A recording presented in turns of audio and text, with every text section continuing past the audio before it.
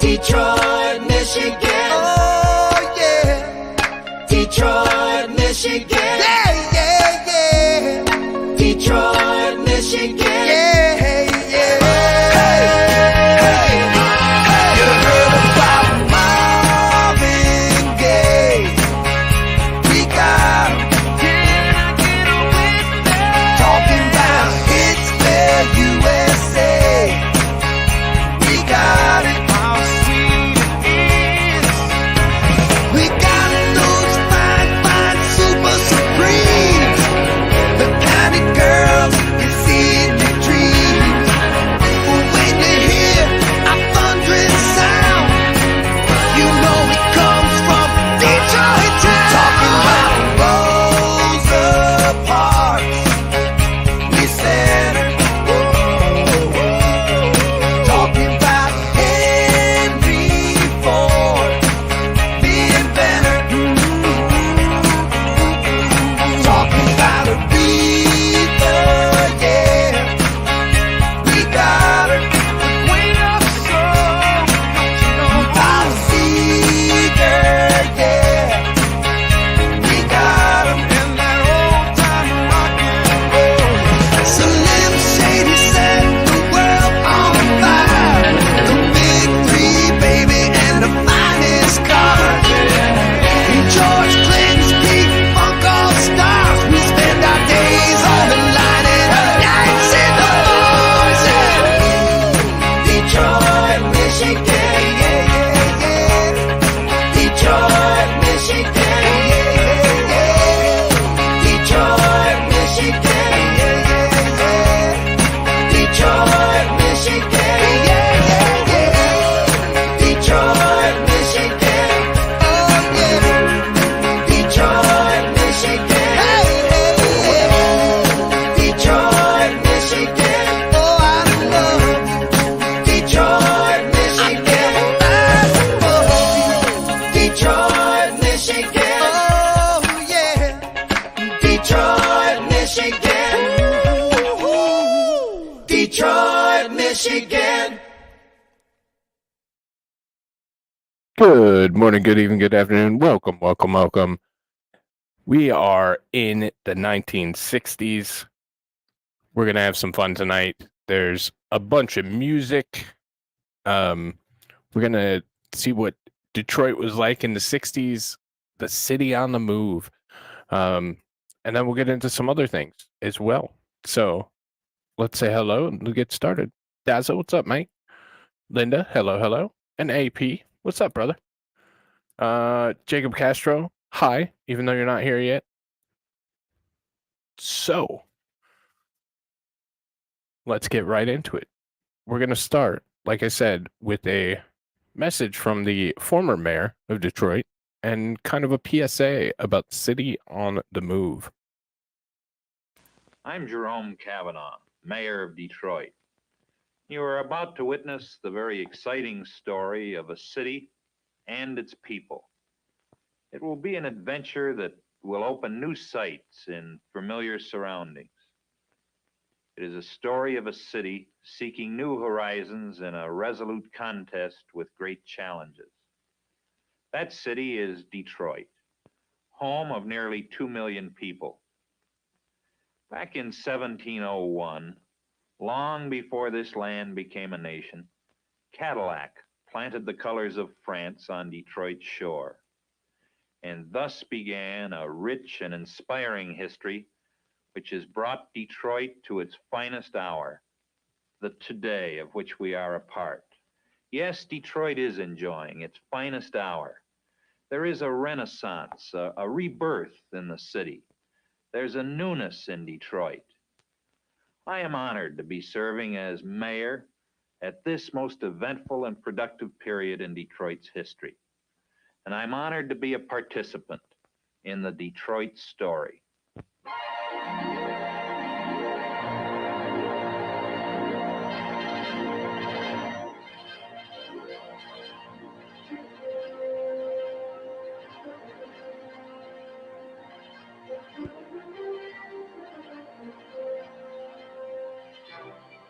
Hey, Dave. Hey, HT.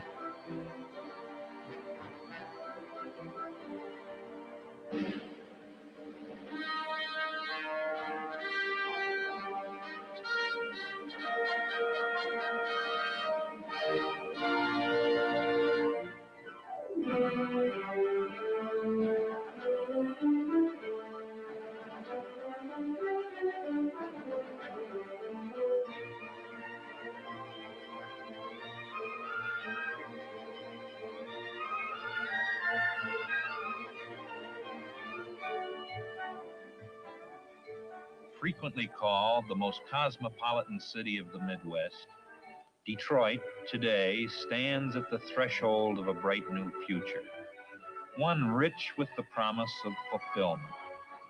In this bustling city on the Straits, where British and American flags soon followed the French, a spirit of brotherhood was born and nurtured, foreshadowing the city's international character. Here, people from There's many Tobo Hall. nations We're going to talk have about met that today. and mixed and built a metropolis of thriving commerce and culture. The Detroit River flows past the city's front door, the world's busiest waterway. This river is a vital passage to the Great Lakes and to the St. Lawrence Seaway beyond. Detroiters just naturally take to the water. They enjoy more sparkling, pure water than any similar area in the world. Detroit, the crossroads of half the population of the United States, is but minutes away by bridge or tunnel from Canada. Between these friendly neighbors, the Detroit River forms part of the world's longest undefended boundary. Detroiters are responding to an exciting new vision. There is a resurgence of civic pride and unfettered imagination. A new renaissance is changing the face of the city. This renaissance, seen everywhere, is the direct result of considered planning, the applied skills of planners, idea men, organizers, builders, Detroiters who welcome and respond to challenges. Today, they are charting new courses, taking new action, creating a new concept of urban efficiency. This concept of a finer Detroit takes bold new form. Designing skill blends with imagination and experience.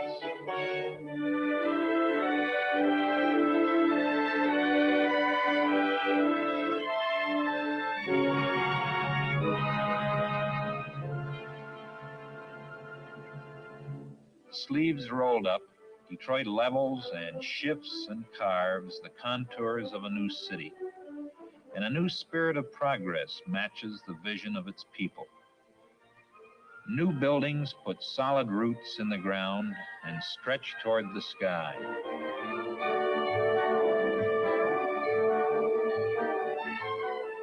Reflected here is planning with a purpose.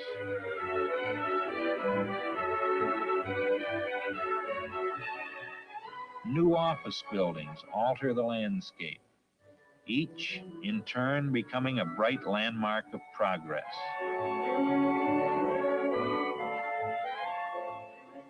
Detroit is rebuilding to a master plan of beauty and public service. Detroit is daring to reach up. I mean, it was a beautiful city at the time. Is becoming an exciting place to live. Convenient to We're going to shop, get to the protests offices, and the most the modern of riots. schools.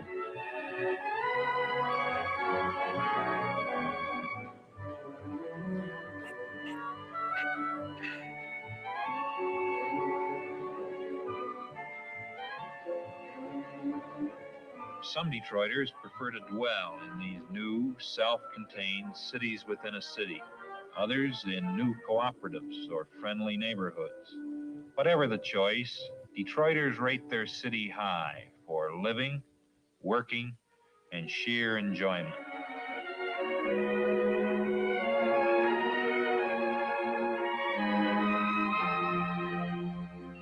Fine restaurants call you to good food.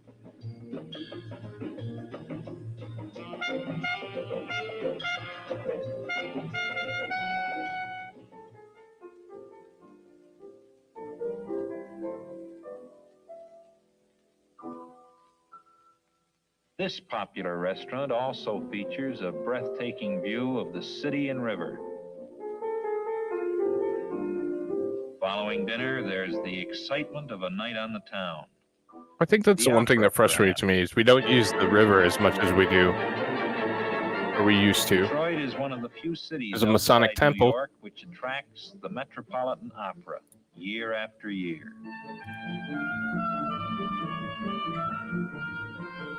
No, most of them are still there. Ford Auditorium, acclaimed for its acoustics, is the home of Detroit's world-famous symphony orchestra. DSO's still there. Its summer symphony, community-sponsored, plays under the stars.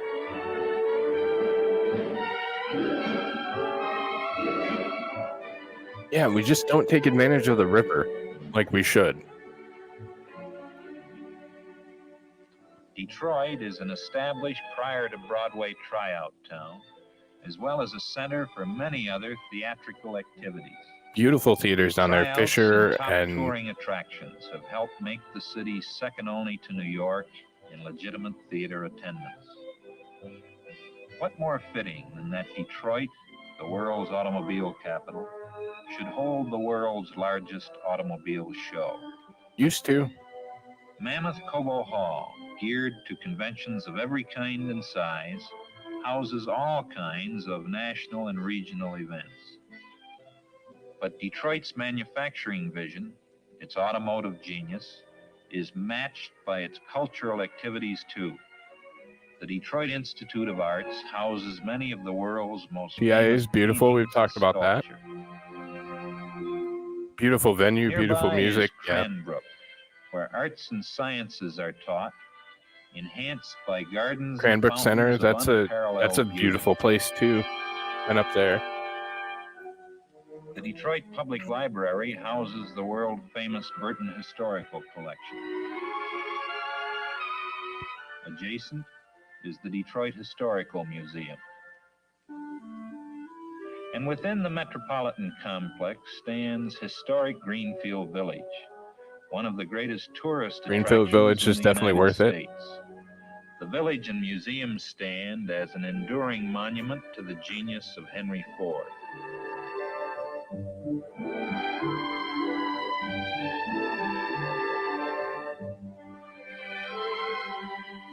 Typical of Detroit's many institutions of higher education, the vigorously growing campus of Wayne State University. Like other colleges and schools in the metropolitan area, its modern architecture is creating a new image of beauty and function.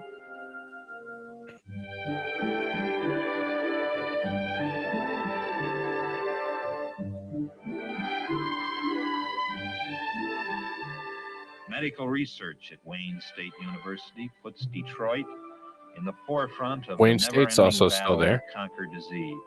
Pretty campus. The most modern of hospitals serve Detroit's needs. The city's many medical facilities are soon to be joined by a magnificent new medical center to rise on these grounds.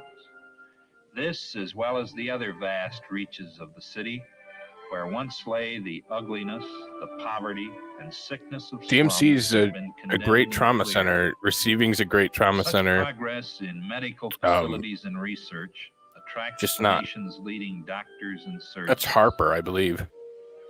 Typical of Detroit's spiritual heritage is the painstaking restoration of Beautiful historic churches Old everywhere. Mariners Church. Here is reflected the city's many old and new churches and synagogues. Detroit, an exciting place to be, to live, to grow, to work shoulder to shoulder, regardless of national origin, color, or creed. Detroit has earned an outstanding record in community relations, a reputation which is nationally recognized. Here are Reminder, found this is 92 1965. ethnic This is groups, before the more than in 67 any other race riot. major American city. Small wonder Detroit is a foremost city in international relationships.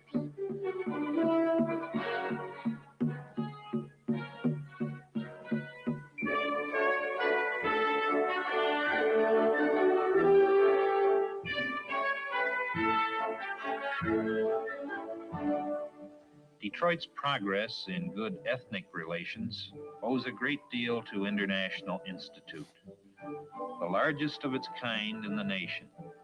Here is a focal point for the multiracial strains that compose so much of Detroit's population.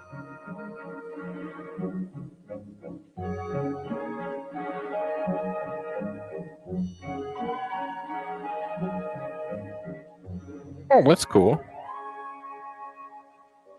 International goodwill is perhaps experienced most frequently at the border between the United States and Canada.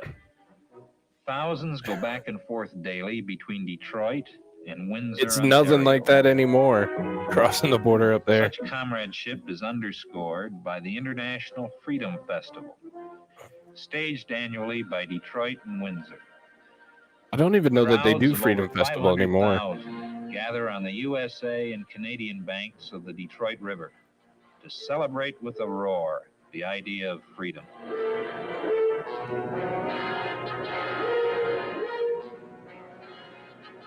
Oh, out in Kalamazoo. Western's cool. Like a stout I heart had a buddy that went within out the there to city play football. is Detroit industry, the vital pulse beat of technology and resources, which has I put went the north world on to wheels. East Lansing. Detroit's strategic location, its reservoir of know-how, Surprising, its right? ability to deliver manpower, places it in the vanguard of choice spots in which to build, manufacture, and expand.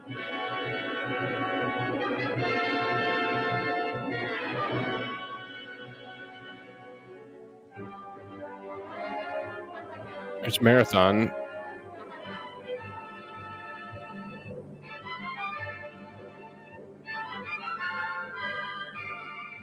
Industry, backed by research in depth, proves Detroit is ever seeking the new way, the better way. Detroit shares, indeed leads, in each forward stride today, as it builds for an even more prosperous tomorrow. With all the city's dedication to getting things done, Detroiters also know how to temper work with play. Beautiful beaches. Well, to address that real quick, and just to stop the video for, just to stop it, for a second. Yeah. So about the same point, and it's just a different city. Like after you had the race riots and then white flight and you had all that kind of stuff, it just changed. The city changed considerably, and I think that's why we continue to fall. So beckon its people to sun and sand and water. The world's largest freshwater beach is but minutes away from the heart of the city. A day at the zoo. The Detroit Zoological Park ranks with the finest in the world. they still have a train at the Detroit Zoo, though. Doesn't look like that, though. That's cool.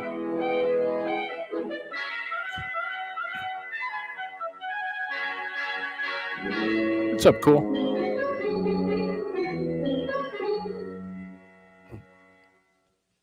Detroiters love sports, and Detroit provides an abundance of facilities as befits a sports-minded town.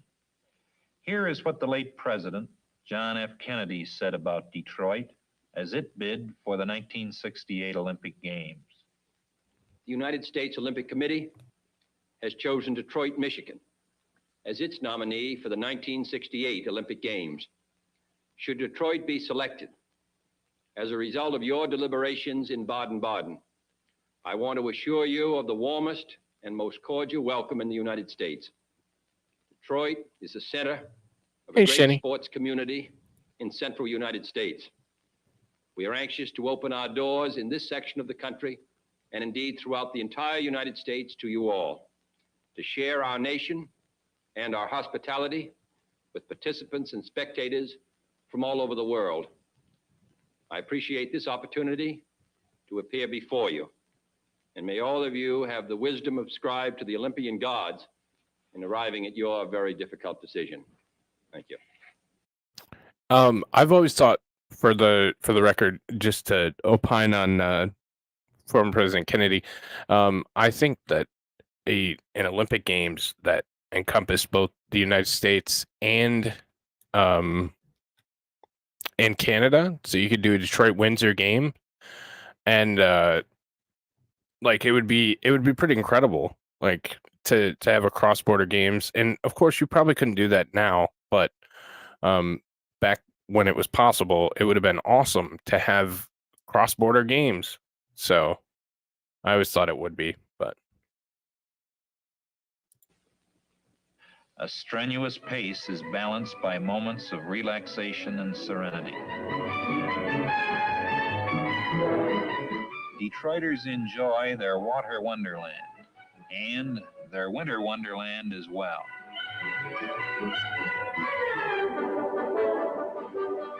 Detroit's beautiful island park, Belle Isle, and many other wooded parks put playgrounds virtually at every front door. Detroiters not only participate, they are avid and vocal fans as well. Detroit is fiercely proud of its tigers and just as partisan about its lions. The Detroit Red Wings are internationally famous. The Pistons have made basketball a favorite of many Detroiters. Many facilities, arenas, and tracks make Detroit a great hometown for sports lovers of every bent. Whether you come to live, to work, to visit, to attend a convention, to establish a business, to build things, Detroit is unsurpassed for opportunity and growth. The friendliness of its people reaches out, the warmth of the city, the excitement of change, the dedication to progress, social, spiritual, cultural, and material, is equaled only by its 20th century vision. The city on the straits welcomes you to share that vision as it continues to plan, to build, and yes, to dream.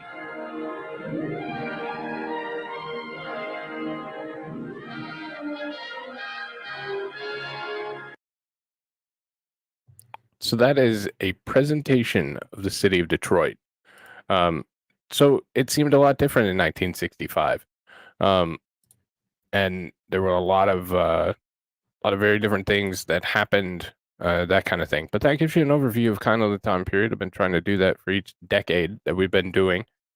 So we'll get right into the start here.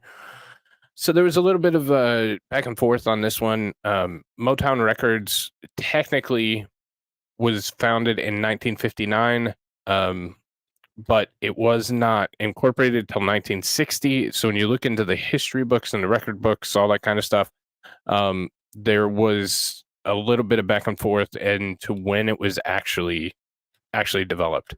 So I put 1959, knowing that it was going to be 1960. So it's kind of both. So that's kind of where we got to. And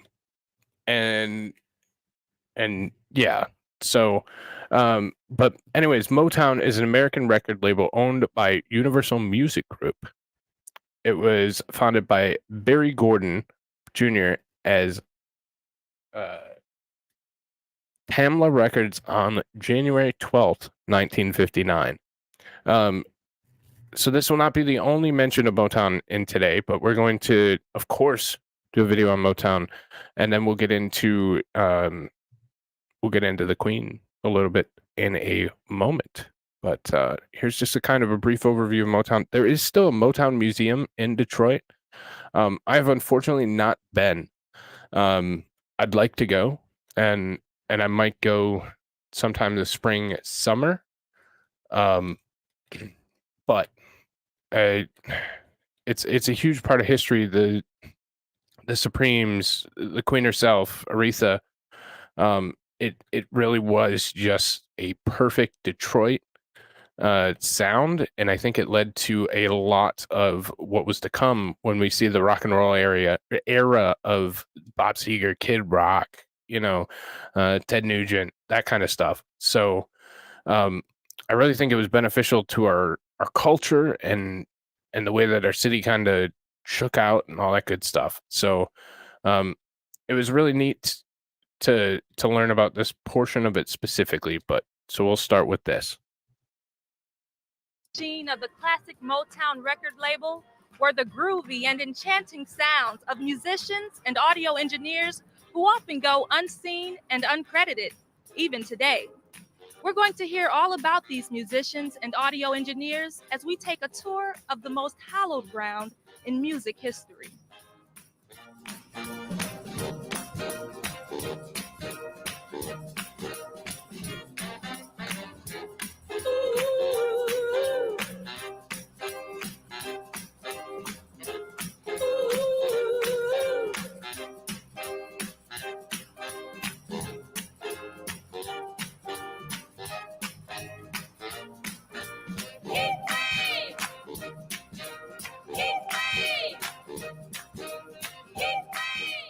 Hi, my name is Ian McGill. Thank you for joining me in the world-famous Studio A, also known as the Snake Pit. From the cords hanging from the ceiling, being below level, that allowed performers to move around more freely. In this room, from 59 to 72, most of the Motown songs you know and love were recorded. On this piano, artists like Stevie Wonder honed their craft. These keys were last touched by Marvin Gaye during the famous What's Going On production. This room holds so many powerful and legendary musical moments. Not bad for a room that started off as a garage.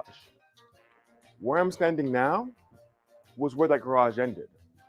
Grady Gordy's father, who was in construction, extended it out into the alley, added insulation to the ceiling, soundboards to the wall, and an unvarnished wooden floor, so that there would be a distinctive sound. It was a sound so distinctive, so catchy, that only a certain group of talent pull it off. The technicians' contributions equally added to that distinct sound. Kenneth Sands served as an audio engineer in the late 60s and early 70s. He remembers that time as if it were yesterday. I spent a lot of times in that green chair behind that beat up old console looking through that window out in the studio. And when I was back there and sitting in that chair and looking out through the window again recently, I expected to see Eddie Bongo on the right. I expected to see Earl Van Dyke at the piano and James Jamerson and Eddie Willis, Chank, Robert White, and Pistol, and Earl Jones doing, Don't Let the Joneses Get You Down, or Psychedelic Shack, some of the things I did. And I miss the guys. They're such a talented group of musicians. In those days, the Motown days, you had to have a lot of talented people to make a record. Not just the rhythm players, the Funk Brothers, but you had the Detroit Symphony Orchestra strings, and Johnny Trudell and his men on horns, and songwriters that were living here, producers that were living here. Stevie lived here, Gladys used to live here, the Four Tops, Temptations, just all these people were living in Detroit, creating music, and it was a heady kind of thing going on. You could feel the power when you went into the studio. All of that talent behind the scenes could only be overshadowed by the bigger-than-life musical groups and singers that made Motown fab. 2, 3, 4.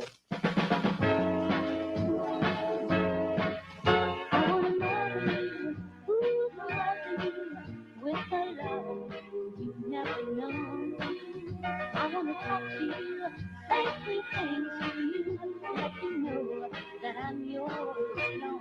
Now you need a lot of loving, and my darling, you need now. Talk about just the Americana that came out of here.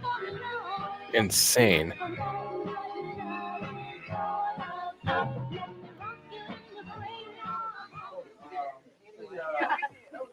baritone play over there.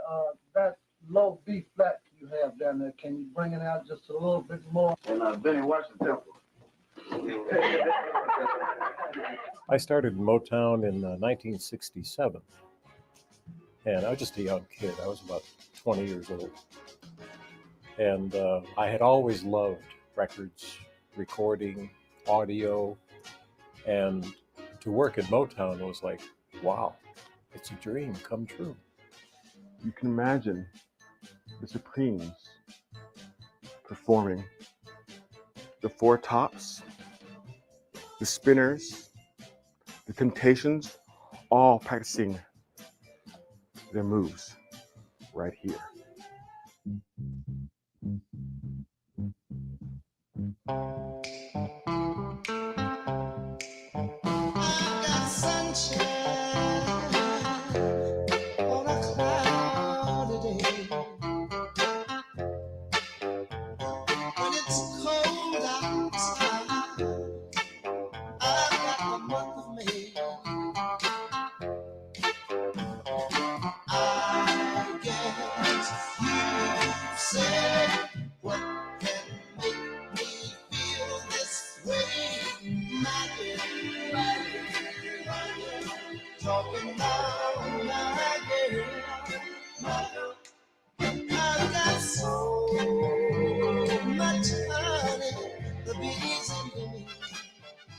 This is Motown. Imagine with me, if you will, this room in its heyday, when it was going 24/7, whether it was 3 o'clock in the morning or 3 o'clock in the afternoon, there were musicians, performers, engineers, all here. Come back with me. Imagine when the door was closed, the air conditioning off to eliminate ambient sound, music blasting, musicians smoking, laughing, mixing all those ingredients, creating without even their awareness a musical legacy that would be known in Detroit, in Des Moines, in Benin, the legendary sound of Motown.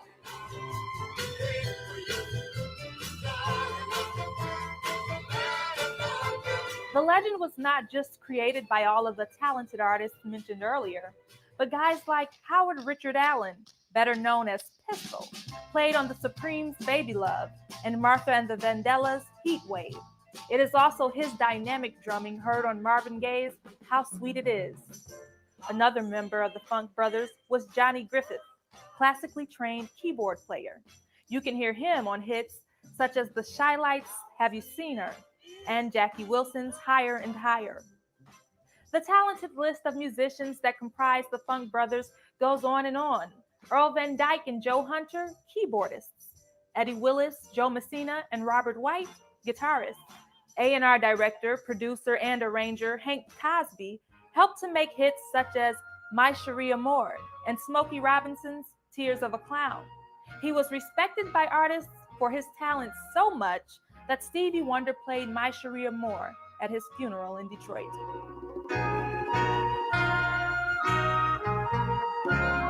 The famous studio musicians, the Funk Brothers, had more number one hits than the Beatles and the Beach Boys combined. Their heart was a piano player by the name of Earl Van Dyke, who played this piano right here.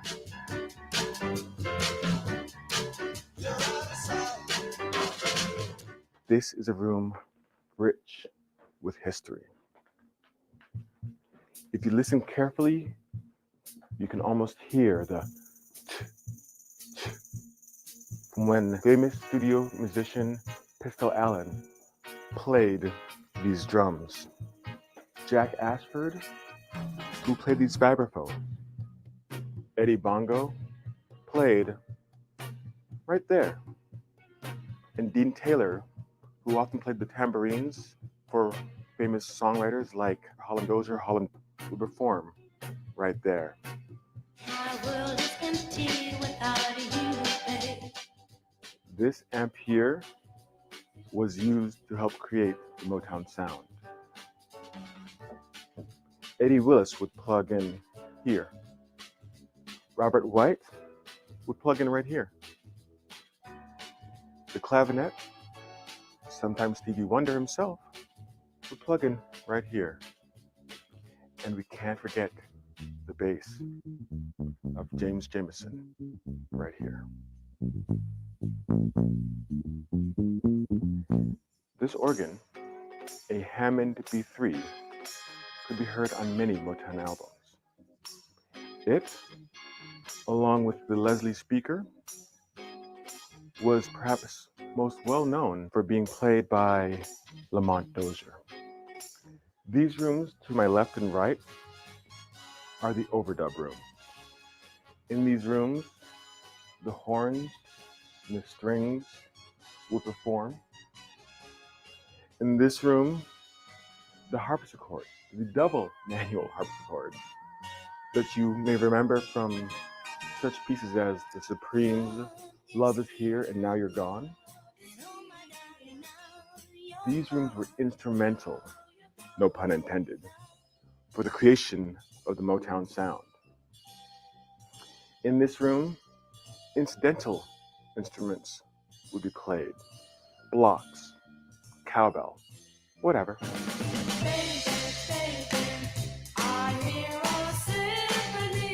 This is the isolation room. From this window, the horn section could watch the artist perform without worrying that their sound might overwhelm that which was going on in there. During studio sessions, musicians would wear headphones like this one so that they could hear what they themselves and the other performers were doing. They could make sure that they were weaving a tapestry together.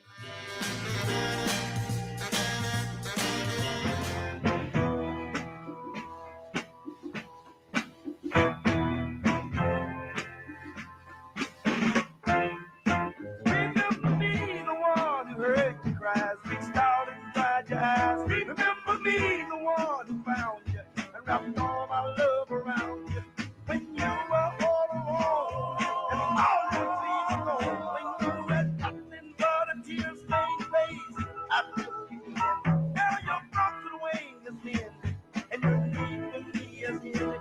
Now you say you must be free. You wanna fly away from me. You were lost in yesterday, gave you my tomorrow. Now you say you must be free, baby. Sorry is a sorry word. After all I've done, say you're sorry, sorry is a sorry word. When I need a love that's true.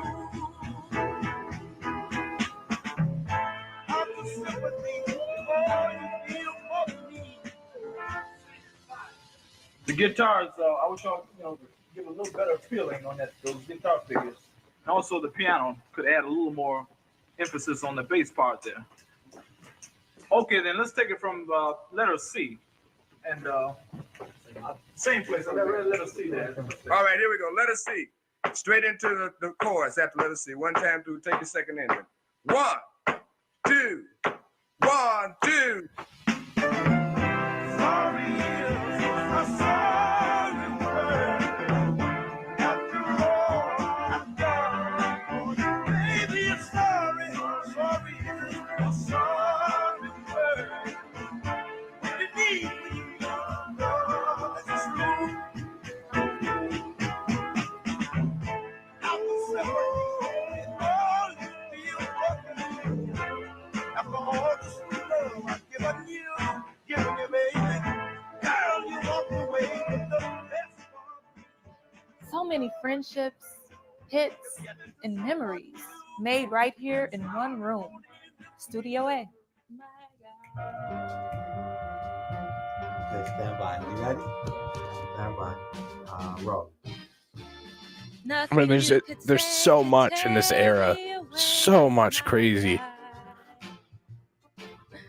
You know, the sound of Motown has meant so much to Detroit and the world. The hits, seemingly limitless, the performers, truly gifted.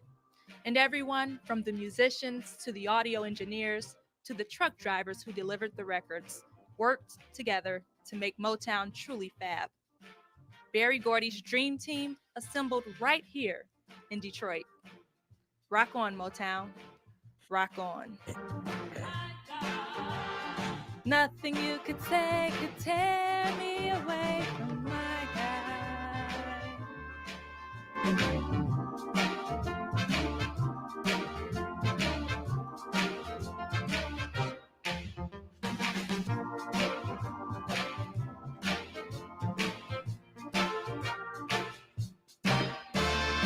Going back to Motown. So, that is Motown. That is one of the most influential things in Detroit's cultural history. I mean, if you name a Motown artist or talk about it, somebody's going to know what you're talking about. Like, it is that iconic. It's awesome, and it's I don't know, it's just a cool experience to have that part of our culture and part of our history. And it's just really cool. So we'll get to more. We'll get to more Motown artists, and that sort of thing. It was really important to our culture. Really important to Americana, to have so many great artists in one spot, and really was one of the first things. I mean, we've been through the history. There's so much with the automotive. There's so much with all that, but then you get the culture, and you get true Detroit music with Motown.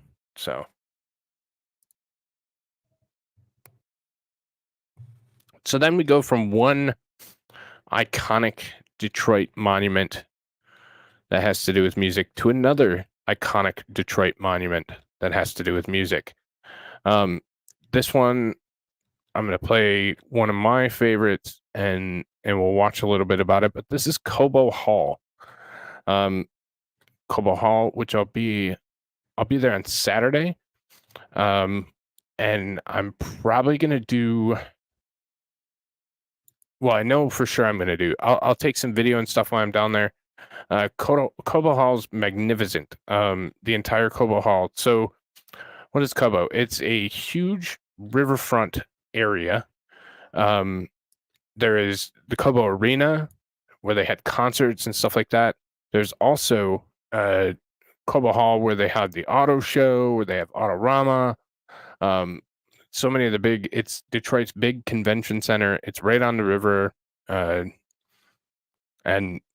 it's held a lot of really cool events and really crazy stuff. So we're gonna get into one of those events, and we'll take a look at Cobo itself. But this is one of the ones that I'm going to do a little bit more in depth of a show on. It's another one of the really iconic that I believe deserves its own show. So we'll kind of touch on it right now, but it is always Cobo to a true Detroiter. Although it was named TCF Center for a while, it's now named Huntington Place.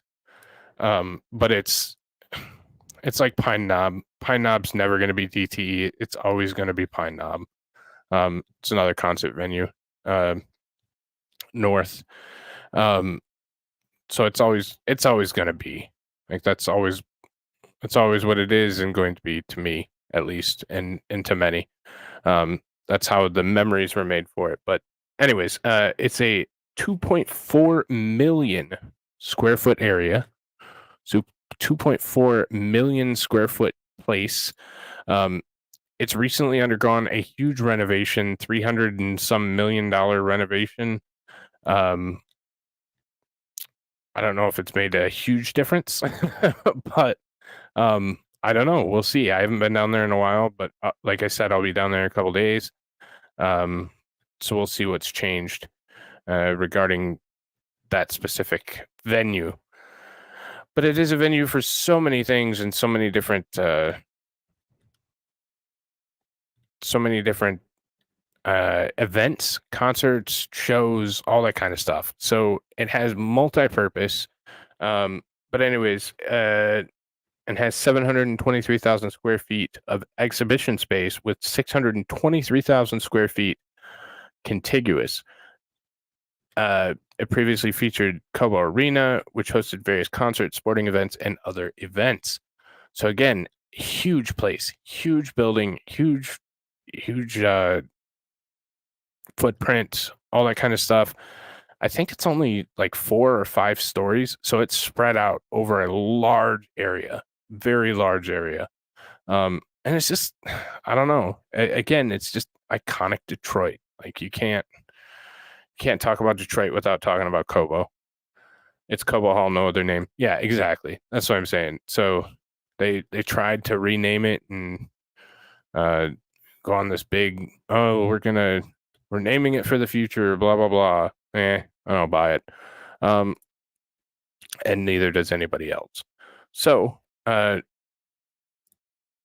despite this is probably going to get, if this gets taken down, we'll be back up and we just won't continue.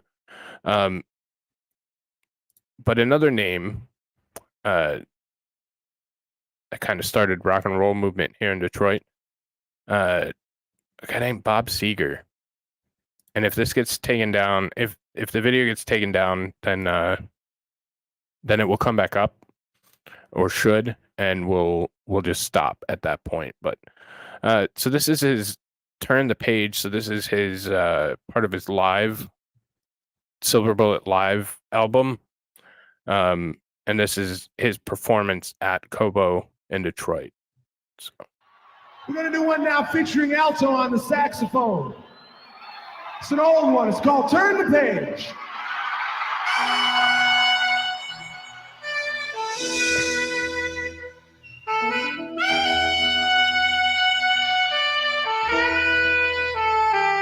On a long and lonesome highway east of Omaha, you can listen to the engine moaning out his one-note song. You can think about the woman or the girl you knew the night before.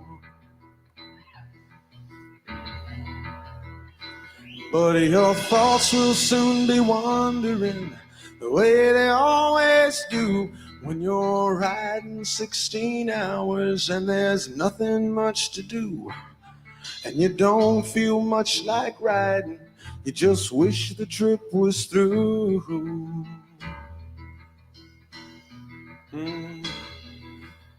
See, here I am on the road again.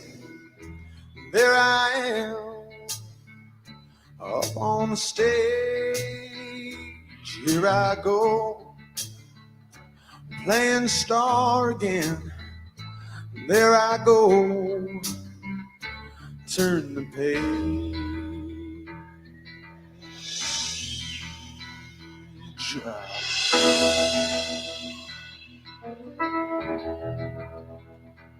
Well, you walk into a restaurant, strung out from the road, and you feel the eyes upon you as you're shaking off the cold.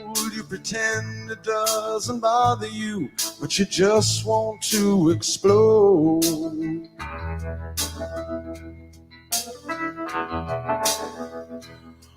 Most times you can't hear them talk, other times you can. All the same old cliches. Is that a woman or a man? And you always seem outnumbered. You don't dare make a stand.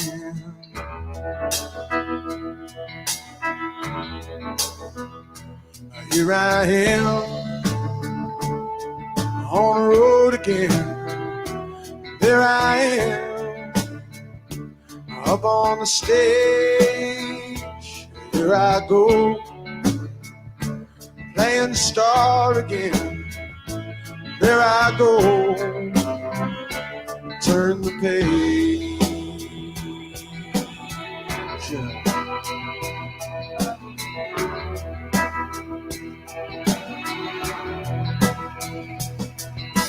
Out there in the spotlight, you're a million miles away.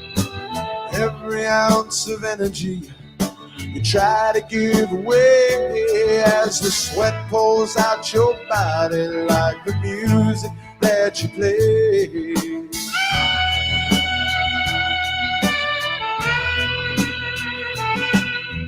Later in the evening, as you lie awake in bed, with the echoes from the amplifiers ringing in your head, you smoke the day's last cigarette, remembering what she said.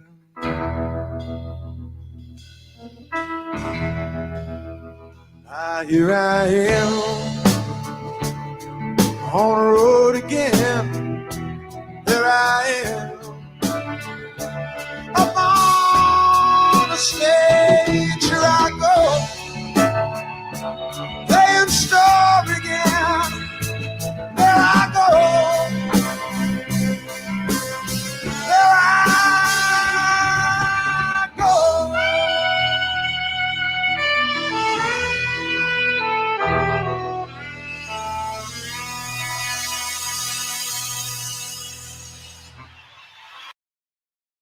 Great song, worth it. Screw you, AP. Screw you, man. So, like I said, also I wanted to show you guys kind of what Cobo Hall is about, and like I said, we'll do a more in depth. But I felt like it was worth it because Love Seeker. So this is Cobo Hall in all its glory.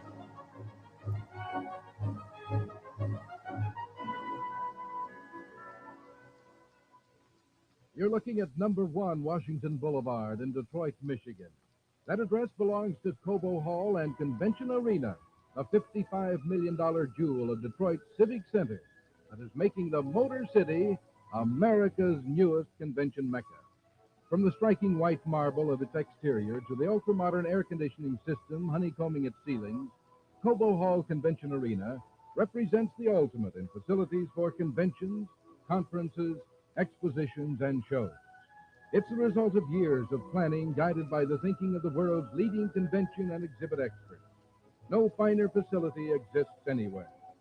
Join us for a brief tour of Cobo Hall and Convention Arena and see through the eyes of the camera some of the features which make this building the finest of its kind. We're now standing at the north end of the main concourse that runs the entire length of Cobo Hall. To speed our tour of the building, we'll use one of the electric carts available to officials of conventions using the hall. We move first into Hall A, one of the 3 main exhibit halls. This room measures 405 feet from east to west, the direction in which you're looking, and 235 feet from north to south. It has a total floor area of 95,500 square feet. The ceiling is 30 feet high and contains fluorescent lights, incandescent spotlights, and speakers for the sound system.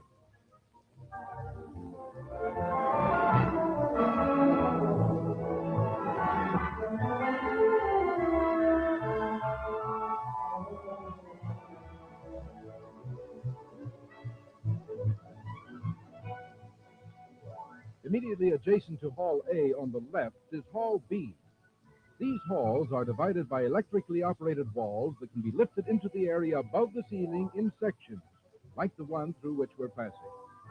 Beyond us is a similar vertical lift wall separating Hall B and Hall C.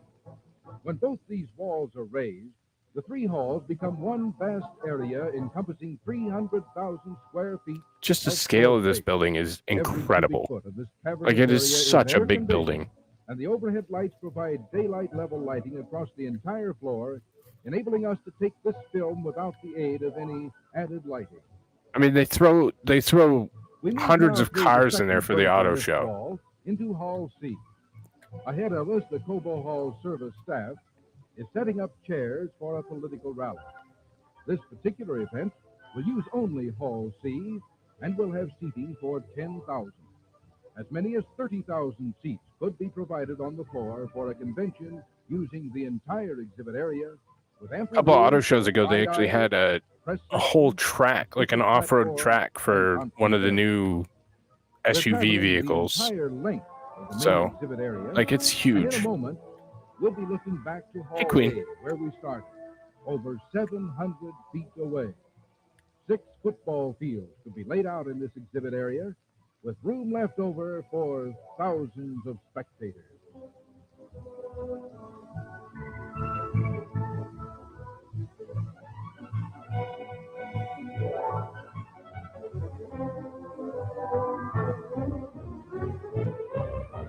Only part of the capacity and versatility of this hall can be seen in front of us. An important part of the story lies beneath our feet. Embedded in the concrete floor is the nerve system of Cobo Hall.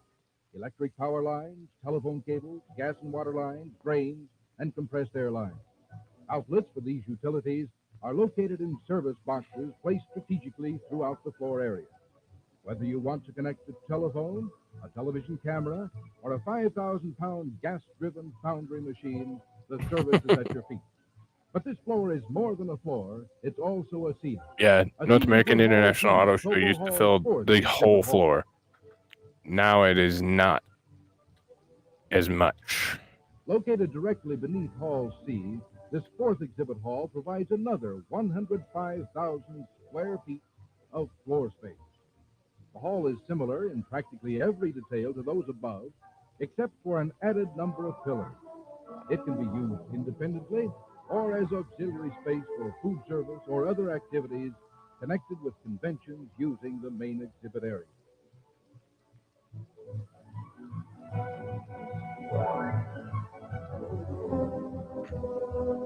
I mean, it doesn't look like it's that huge from pictures, but I promise it is. And I'll try and capture that when I go down Now there. we're in the main ballroom of Cobo Hall. The panoramic windows afford a scenic view of Canada across the Detroit River. For the meetings, conferences, and similar activities that are a vital part of convention programs, Cobo Hall has facilities equal in magnificence to its exhibit area. Such is the main ballroom. This versatile room can seat nearly 4,000 for a meeting or lecture, and it provides an ideal banquet setting for as many as 2,000. The polished teakwood floor and handsome decor are characteristic of the attractiveness you'll find throughout the building. This is the largest of 41 rooms available in Cobo Hall for meetings, conferences, press centers, committee headquarters, luncheons, or any one of a variety of uses.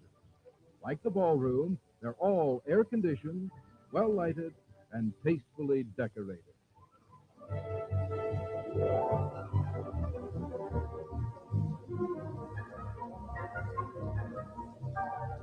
Food service is vital to any convention, and Cobo Hall has it in abundance. This is the main kitchen in which expert chefs can prepare anything from the fanciest canopies to a complete 7-course dinner. In addition to supplying complete menus each day in Cobo Hall's cafeteria and coffee shop, the food service facilities can prepare banquets and luncheons for as many as 10,000 diners at one time. Cobo Hall has served over 14,000 people in one day at banquets and luncheons, and that record will not stand for long. Whatever your food service requirements may be, Cobo Hall and its tremendous pool of chefs, waiters, and waitresses can meet them.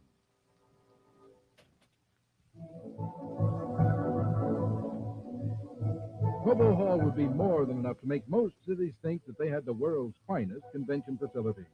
But Cobo Hall is only part of Detroit's dream come true. Connected to the hall is Convention Arena, a combination sports arena, auditorium, and indoor theater that's adaptable for all types of special events. Arranged in 3 horseshoe-shaped tiers are 9,561 cushion seats, that afford the last word in comfort and visibility. For stage presentations or meeting setups, an additional 2,000 seats can be placed on the floor. A portable stage can be quickly assembled for a speech or a Broadway show, and a complete theatrical lighting system assures you of a proper effect for your presentation. Like all of the Civic Center facilities, Convention Arena is completely air-conditioned. It has its own underground parking garage, ample food service facilities, and all of the other conveniences you expect.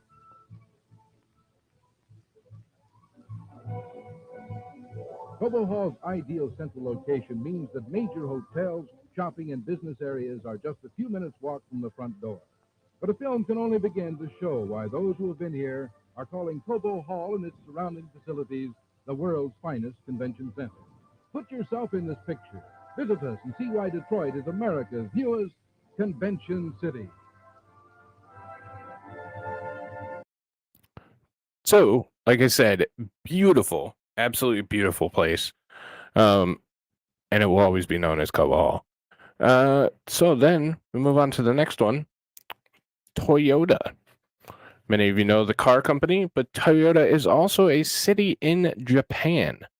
So Toyota is a sister city to the city of Detroit, and it is made because it is the sister city of the Toyota, because Toyota is also a car company, and obviously Detroit is the Motor City, blah, blah, blah. But yeah, so they've been, since 1960, they've been sister cities and used to send postcards and mail and have correspondence. And it was a big sister city, and it was also a big deal after, obviously, the World War. We're only 15, 20 years after the World War. So it was really quite a feat. So to have a sister city with Japan after the conflict that just obviously went on. So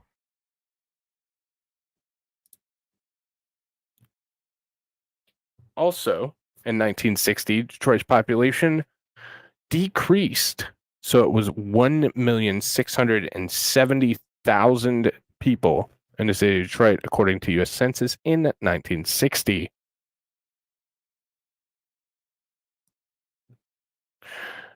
Couple other things. I-94, Michigan becomes the first state to complete a border-to-border interstate highway, Interstate 94. So it actually goes from Port Huron up here in the north of, and it's this yellow line that goes through Detroit, across the southern part of Michigan, and then it goes down, continues on to Gary, Indiana, and eventually Chicago, Illinois. So 94 was one of the first cross-state interstates. Then we get to 1963. So 63 brings on a couple different things. So 1963 was important for several reasons. One, it was Martin Luther King. First, you were starting to get racial tensions here in the city of Detroit. It was obvious. It was coming up. You were starting to get more and more. And we start to see a little bit more and more of the racial tension, and that starts with the Walk to Freedom. So in 1963, the Walk to Freedom was a mass march during the Civil Rights Movement on June 23rd, 1963 in Detroit, Michigan. It drew crowds of estimated 125,000 or more and was known as the largest civil rights demonstration in the nation's history up to that date. So we're going to go to a couple different things. One, this was a precursor for Martin Luther King's "I Have a Dream" speech. That precursor, or that test speech, that was given right here in the great city of Detroit during this march. Also with that comes obviously the Walk to Freedom. And then again, I told you the Queen from Motown would make another appearance, and we're gonna play one of her songs. And I don't know if you know, but that's that came as a result of this. So we'll start with the MLK speech, and this is just a short excerpt of it because the actual speech was very long. So because of the legacy of slavery and segregation, many Negroes lost faith in themselves, and many felt that they were inferior. But then something happened to the Negro. Circumstances made it possible and necessary for him to travel more. The coming of the automobile, the upheavals of 2 world wars, the Great Depression. And so his rural plantation background gradually gave way to urban industrial life. And even his economic life was rising through the growth of industry, the influence of organized labor, expanded educational opportunities, and even his cultural life was rising through the steady decline of crippling illiteracy. And all of these forces conjoined to cause the Negro to take a new look at himself. The Negro masses. Segregation is wrong because it is nothing but a new form of slavery covered up with certain niceties of complexity.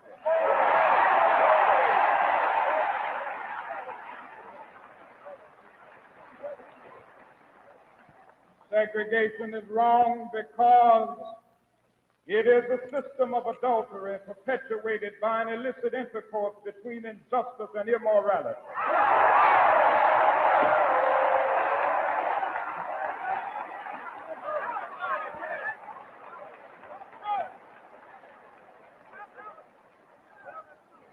And in Birmingham, Alabama, and all over the South and all over the nation, we are simply saying that we will no longer sell our birthright of freedom for the mess of segregated poverty.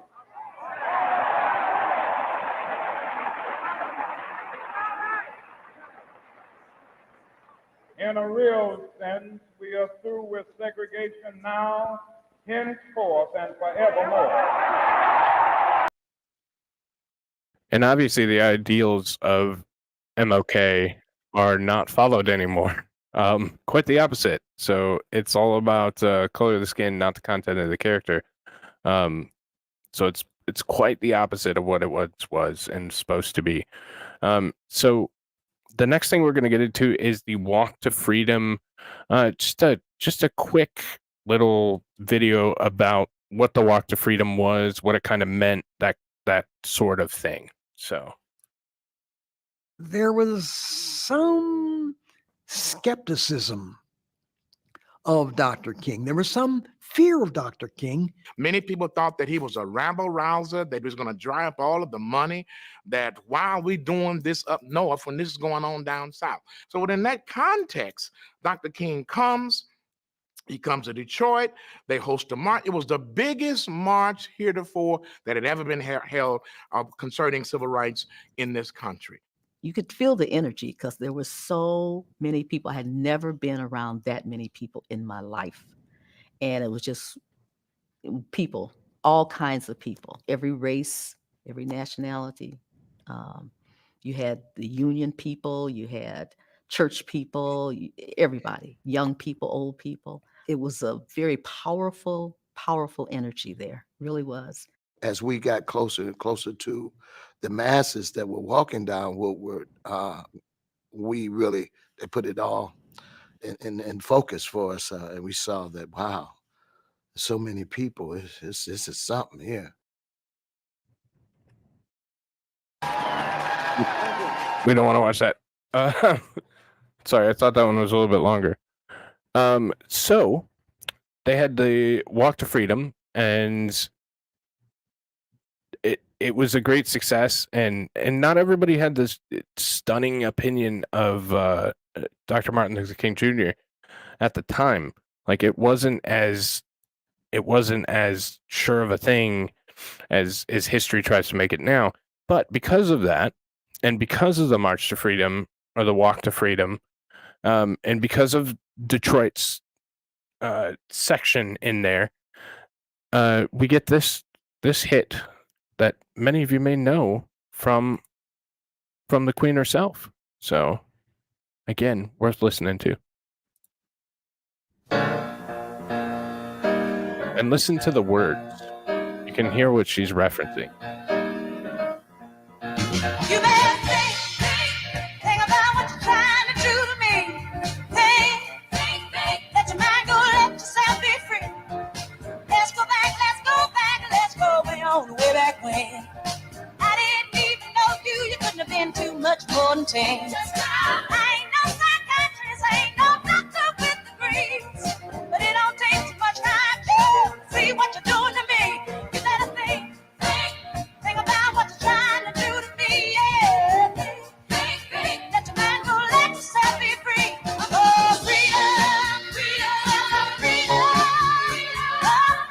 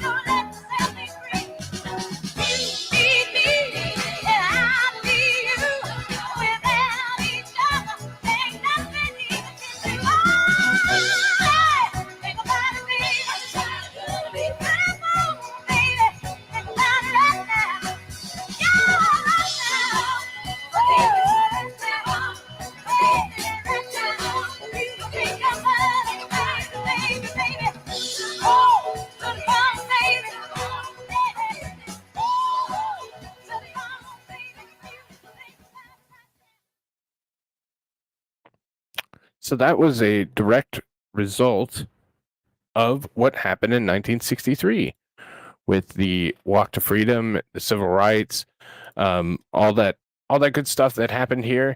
And here's my I know that we're so far away from the intended purpose or intended mission of what was supposed to happen back with all the things that were going on there. There was some bad things going on to people just because of who they were or the color of their skin or how they looked or how they behaved.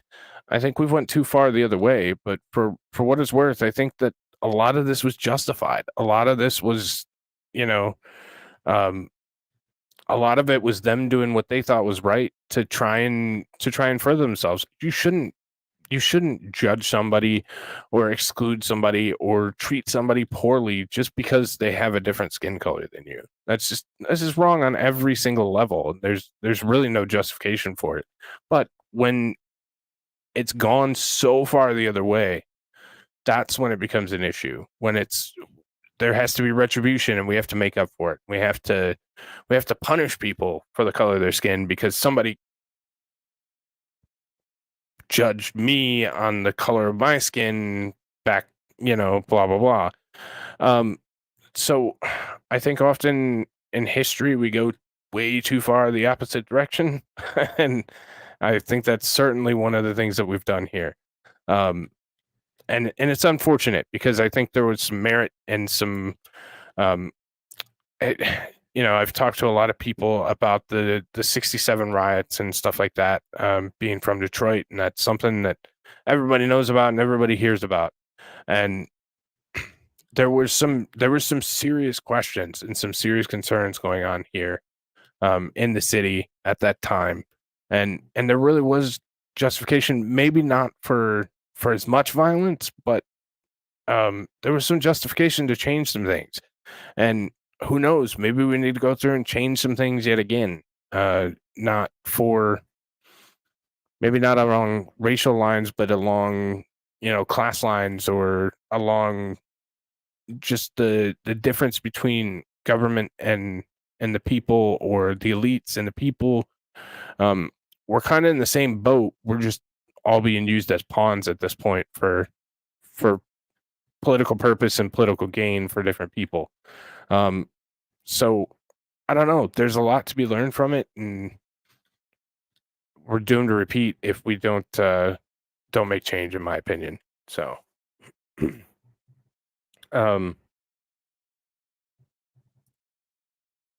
she used to help Elvis slip in Memphis. We could see her shows when I was younger. I got to see Aretha one of her last shows, and I was really excited to be a part of seeing that. So it was at Motor City Casino. So and it was a lot of fun. So a lot of fun to take advantage of that and get to see that. So true.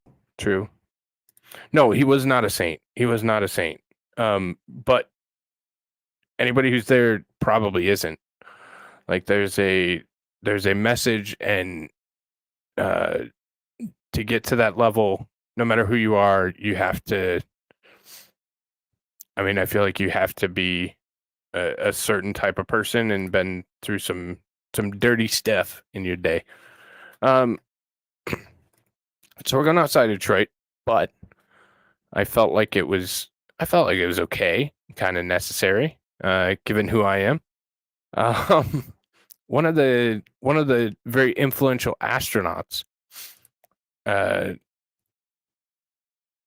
the time and of history, James McDivitt of Jackson. So Jackson's an hour and a half west. So kind of in the same kind of realm. Probably had some influence from the city and that kind of stuff. But he commands the Gemini 4 mission and becomes Michigan's first astronaut in 1964. So, of course, we're going to look at a tribute. He passed away not long ago. But I think it's been within the last decade, I should say. But so we'll watch a tribute and then an interesting portion about Mr. McDivitt. So we choose to go to the moon in this decade and do the other things, not because they are easy, but because they are hard. Action Jackson, Michigan. In May 1961, President John F. Kennedy announced the goal of sending astronauts to the moon before the end of the decade. Building on the Mercury successes, NASA soon expanded its manned spaceflight program to include the development of a two-man spacecraft dubbed Gemini, which was designed as a bridge between the Mercury and Apollo programs.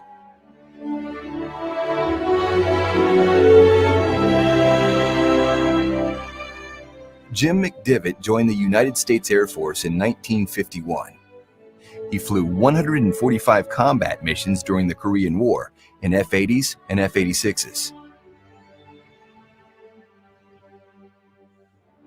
McDivitt was selected as an astronaut by NASA in September 1962. He was chosen as command pilot of Gemini 4, becoming the first U.S. astronaut to command his first spaceflight. He was launched with Edward H. White aboard Gemini 4 on June 3, 1965. The mission lasted 4 days and made 66 orbits. The mission included the first American spacewalk, performed by Ed White. McDivitt controlled the capsule's attitude and photographed White during the walk.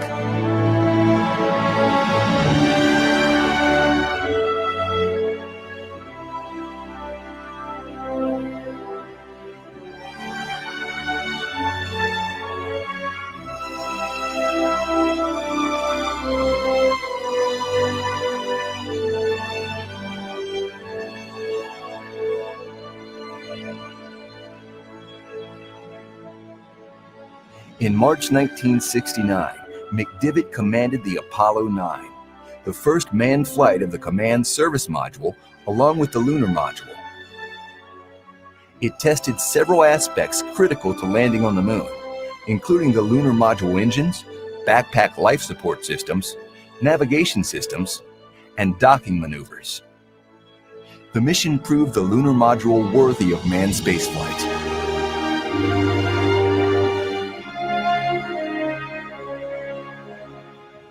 After Apollo 9, McDivitt became manager of lunar landing operations and led a team that planned the lunar exploration program and redesigned the spacecraft to accomplish this task. He became manager of the Apollo spacecraft program and was the program manager for Apollo 12, 13, 14, 15, and 16. All those missions went on to land on the moon, studying soil mechanics, meteoroids, seismic activity, heat flow, lunar ranging, magnetic fields, and solar wind. Astronaut Jim McDivitt is considered a hero worldwide for having dedicated his life on making Kennedy's words come true.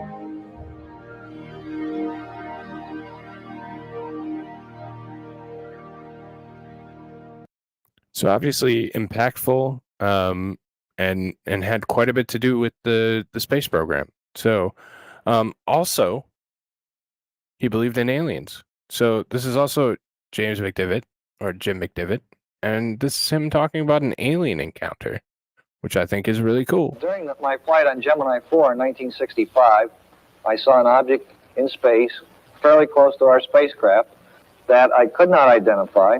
It looked to me like maybe the upper stage of another rocket.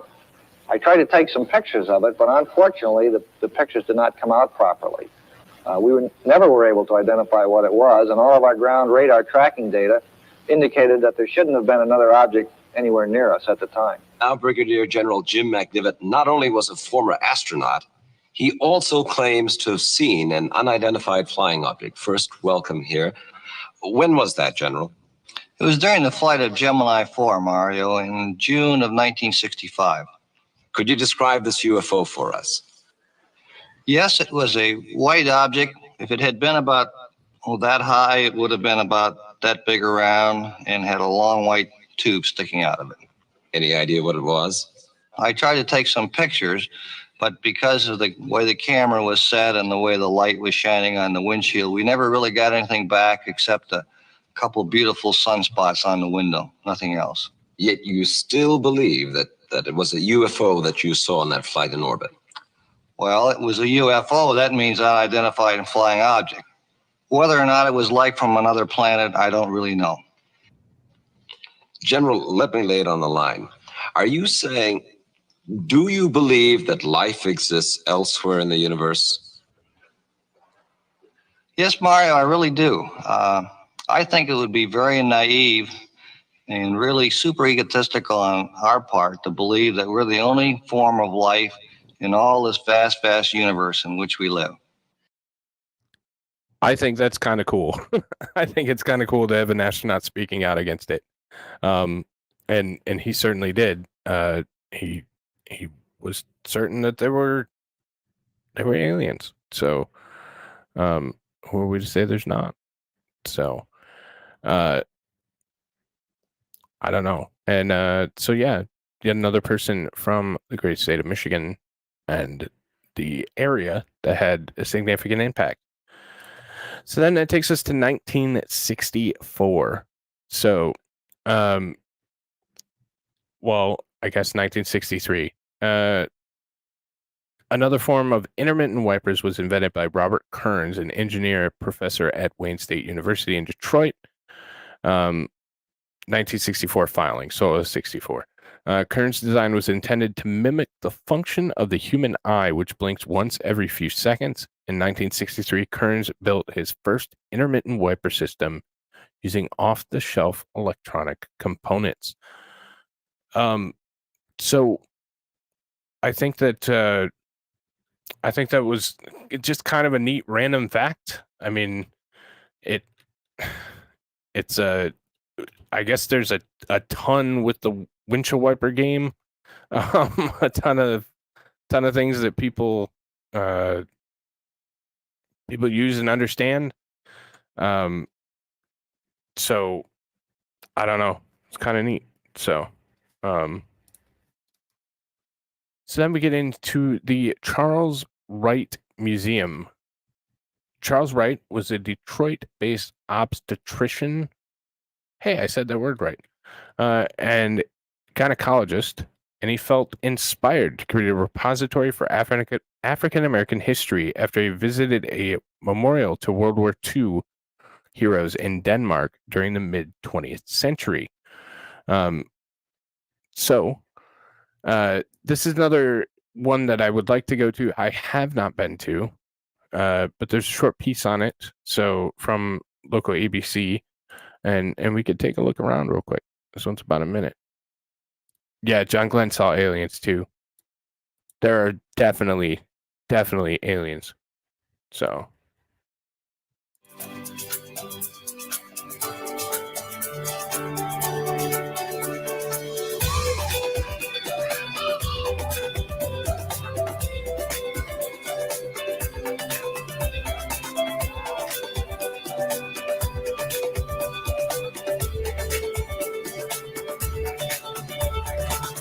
There is not a nation on the earth guilty of practices more shocking and bloody than are the people of these United States at this very hour.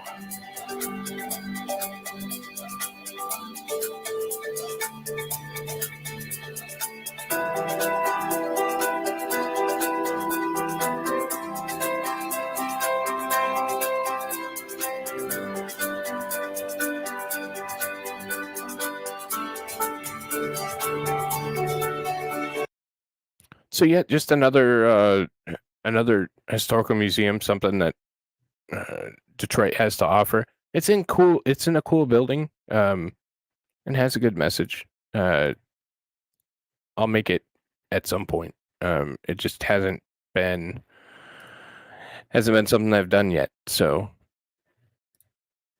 then we get into 1965 and the creation of the Wayne Community College District, Wayne County Community College District, or WC3 or WCCCD, I think. There's a lot of C's, so they call it WC3 or WCCCD.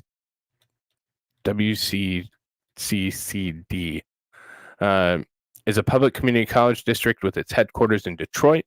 It's a huge campus, a huge amount of schools and stuff in it. There are 6 campuses: Eastern, Downtown, Downriver, Northwest, Western, and University Square.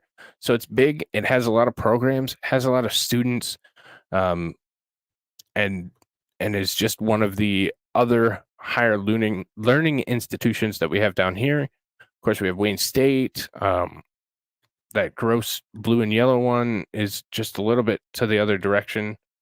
So there are a lot of higher learning educational centers in the general vicinity, in the general area.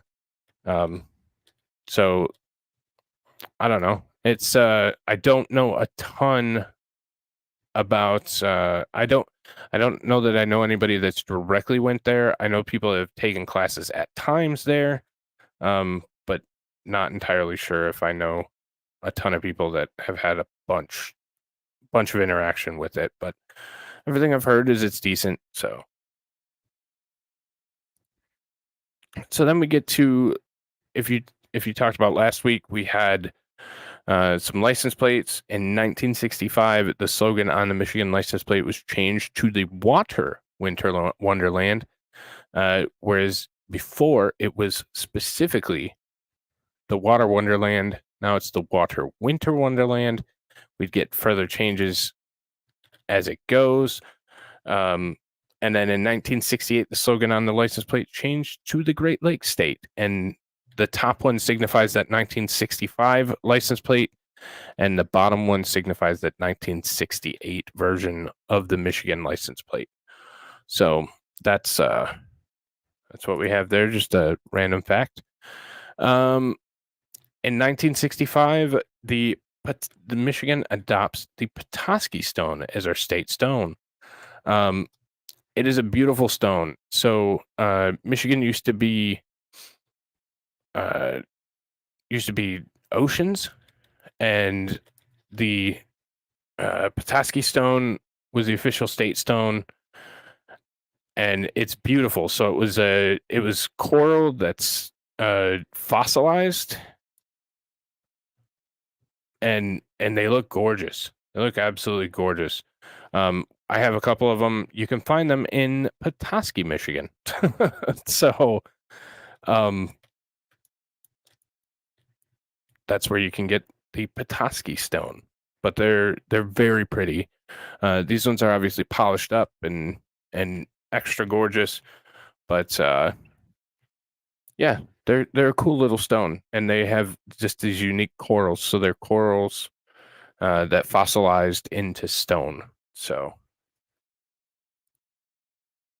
all right, I said there'd be more highways. The I-75 interchange. So I-75 goes all the way from Canada up in Sault Ste. Marie, which is that northernmost red line.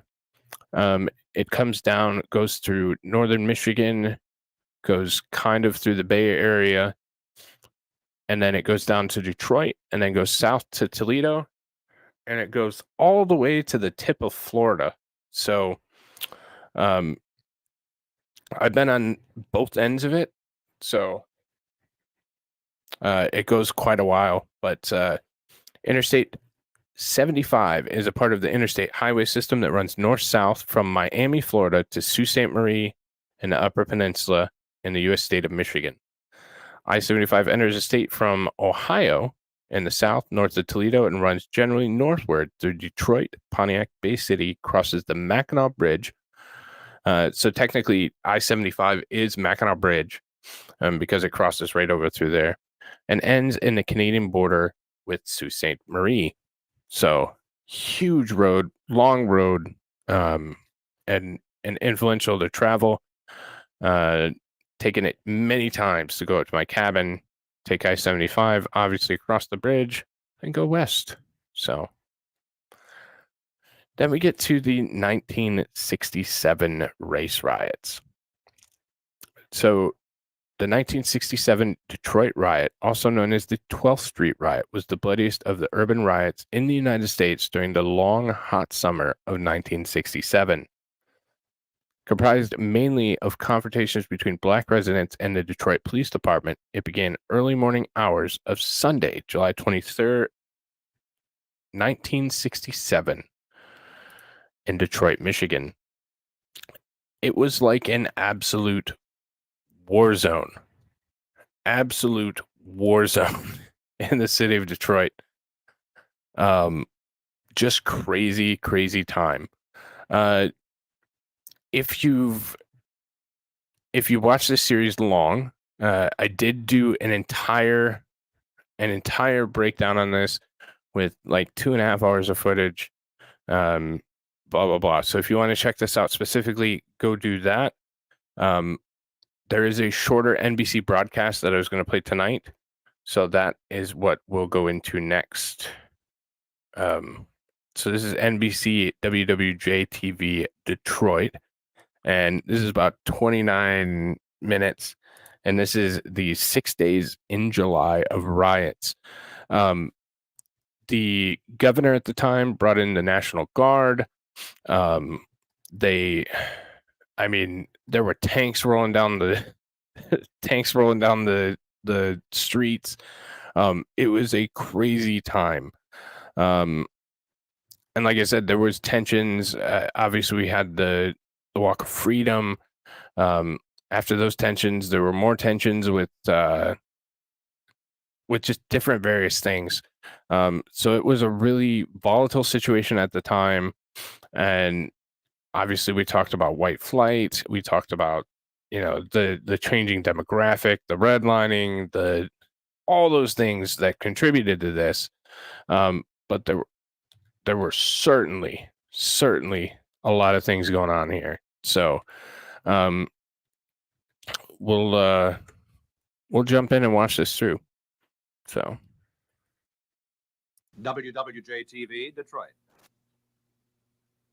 Now let's look at the 5th day of the Detroit riot. Troopers continued to patrol the deserted streets of the city. This is the night that the rains finally came. And most of the policemen at police headquarters said, why didn't it happen Sunday night? It really poured for several hours. On that horrible first day, we had this tornado watch in the afternoon, and everybody, for the first time in my recollection, was praying for a tornado or at least heavy thunderstorms. Dick, you were asking about the federal troops a moment ago. I think this interview, here it is, you'll see. Tonight, yes, it's been raining. It has been quiet. You think the rain will have some effect on the temper of the riot? It has so far for the night. I don't know whether it'll continue or not. Sergeant, you've just recently returned from Vietnam. Could you tell us how it feels to have to come from one zone of combat in a foreign land to one in your own land? It's not a good feeling, not one I'm kind of proud of, but it's a job, it's a duty. They have to be done. Private, could you tell us about your reaction? How does it feel to be on this kind of duty? Well, this is my first actual duty and doing anything with riots, and it's something different. Did you ever expect this kind of call when you joined the service? I expected calls, but it kind of surprised me when I got there that morning, and they said, fall out with all your gear, you're going. And I said, where? And they said, we don't know, but you're going. Private Mays, would you tell us about your own feelings on this? Is this the kind of conditions that you think that should exist in a country like the United States? I don't think it should exist at all. People supposed to be civilized, you know. They should try to conduct themselves like they're civilized people, you know. People around the street shooting at each other. I don't know, some of them go in the army, they can shoot better overseas for their country. Instead of standing over shooting at each other, why don't they go over there and fight?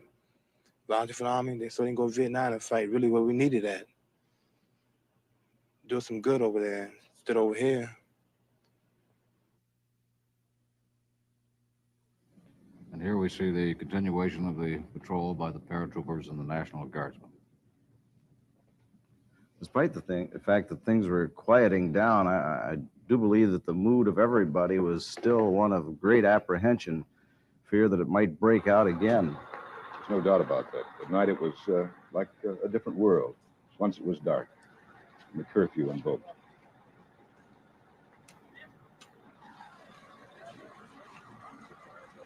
They went over this car with a fine-tooth comb.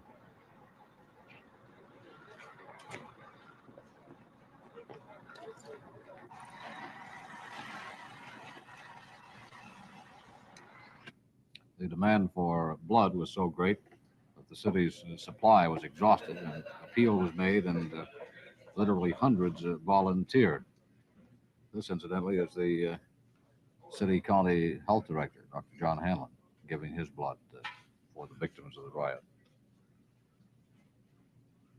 There was a tremendous outpouring of charity and offers and sympathy from all over the area about this time.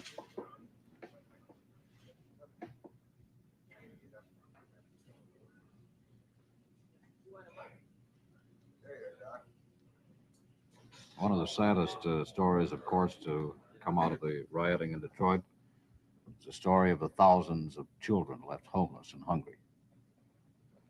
Dwayne, I believe you were on the scene for this, brother. Right, these are some of the relief agencies that have been set up all over the area. This particular one's at the Wayne County shelter, the Wolverine Hotel at Elizabeth and Literal. These are some of the children waiting for food at St. Boniface. I think their faces alone tell the story. This parish was at 12th and Turner. And this is a visitation parish where the food was coming in from all over. Incidentally, most of these parishes were getting their food from the suburban parishes and from counties as far away as Lenawee County. One of the priests who came in to visitation parish here dropped off the food and was going to go back to Lenawee County, and they commandeered his services, and Lenawee County didn't see him again for 3 days. Frankly, I've been waiting here at Northwestern, which has been designated as one of the 4 schools. Lenawee County is a pretty good distance away, just so a shipment of food for to come in. everybody's point of reference. It's been it's a very rural county. Through the various news media, the radio, television, and people will simply come in and express a need. We do not have very rigid eligibility requirements. In fact, almost none. Simply a stated need. You've got all kinds of food coming in, all types. Yes. What sort of things can people be able to pick up here at these centers? Well, there is going to be an assortment of canned goods, shortening, lard, some pastries, I understand, which have been donated by some of the local merchants. You've got milk and bread and yes, all these sort of yes. things. Is there any qualification for anyone in the neighborhood who needs food?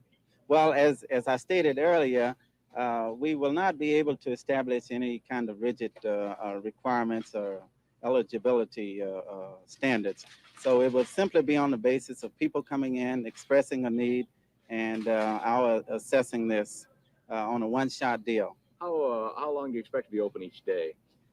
We expect to operate our centers between the hours of 10 and 6 p.m. We feel that this should be adequate time for people to come in and be able to pick up the supplies.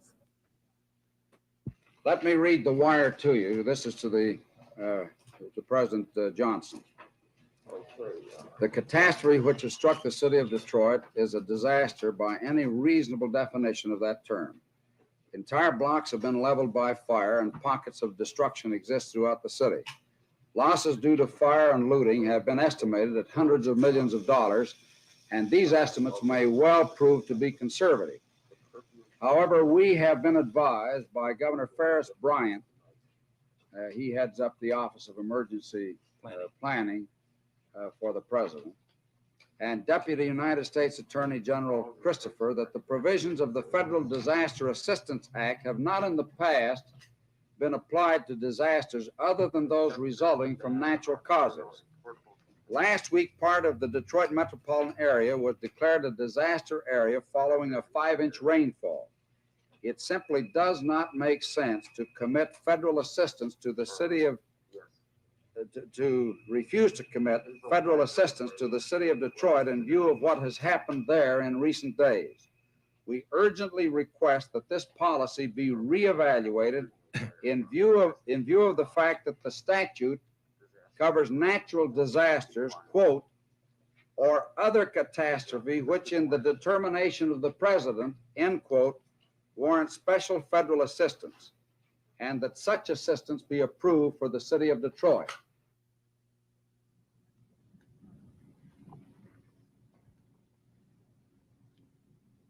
This is the meeting of community leaders. To that end, I have asked Mr. Vance and Mr. Christopher to confer with you immediately to determine what those needs are and to report promptly. I have also instructed the officials concerned to move without delay to meet the needs of those who have suffered at the hands of rioters as soon as these needs can be determined. The decision to move food into Detroit for those in need was made yesterday. I have directed the release of drugs and hospital equipment for emergency use, and they are available upon the request of your health authorities. Signed, Lyndon B. Johnson, President of the United States. We have worked together to put a prompt end to lawlessness and violence. In our society, lawlessness and violence cannot and will not be tolerated. Although our task is not yet fully completed, the time has come for the citizens of Detroit to join together to ensure that law and order are maintained in this community. The time has also come for all of its citizens to reunite and rebuild this great city. I gather from what the Secretary said that and the General said, there's been great improvement. But I also gather that there is still the problem of making certain that we have reestablished law and order in the community and that we can maintain it. I hope this is over, but I am not certain it is over, and I want to make that perfectly clear. We, all of us here today, are witnessing and we are sharing one of the most eloquent expressions of the human spirit.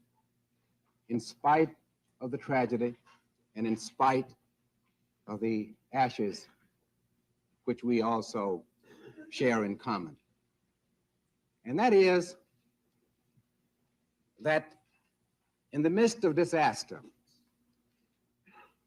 the most powerful unifying forces of human life surge forth. And they express themselves in such a way that the barriers and the traditional restrictions of class and of race and color are obliterated.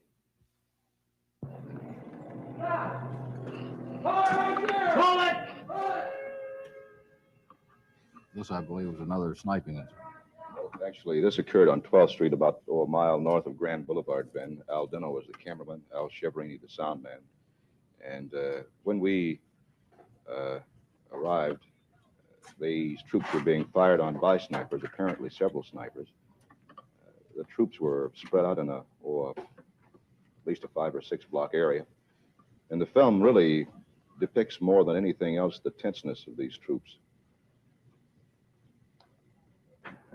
Was this the incident where they withdrew the police? Yes, they did. This is a tank going by. You can see at the end of the street. The authorities did order the police out of the area, and the National Guard pulled their troops out, came in later with armored vehicles. Here's a dramatic shot. These men were pulling out of the alley. In a moment,